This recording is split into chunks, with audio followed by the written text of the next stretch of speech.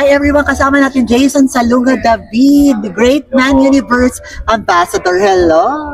Hello po, kumusta po kayo? Grabe, ang pantasya ng bayan. How does it feel, Jason?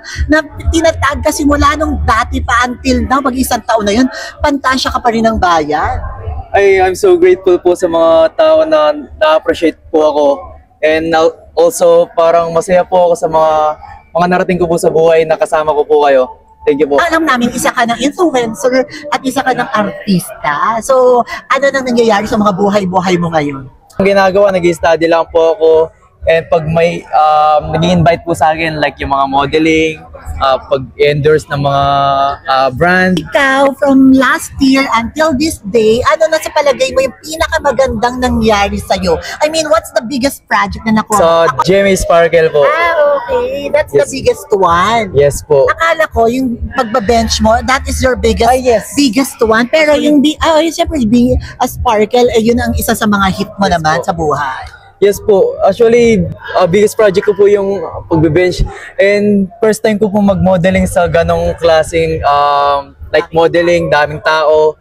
Parang exposure na rin po sa akin yun. And napakagandang opportunity na rin po sa akin yun para magkita po ako ng ibang tao. And I'm so proud of myself po na nandun po sa bench fashion show. Do you have girlfriend now? Kasi naman napakadaming humahanga sa'yo. Ang question ng karamihan dyan, do you have already somebody na nagpapatibok ng puso ni Jason?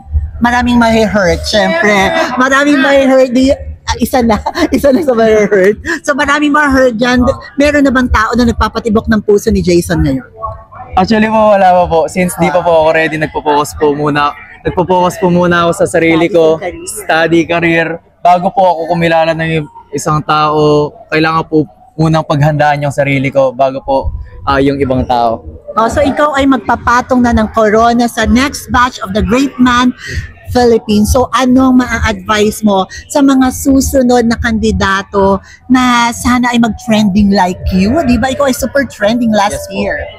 And actually po, advice ko lang po sa mga susunod na sasali ng Great Man of the Universe is just be yourself po. Huwag po kayong matatakot na i-try yung isang bagay.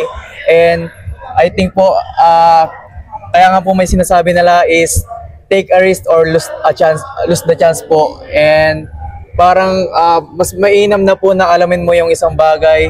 Kasi po, failure is part of success po. Yes, thank you so much. Bagets, guwapo, at matipuno. Ano pang hanapin natin sa isang Jason Salunga David? Wala na. You are perfection. Maraming salamat, Jason, and good luck to your careers ahead of you. Thank you po. Thank you so much po. Extended.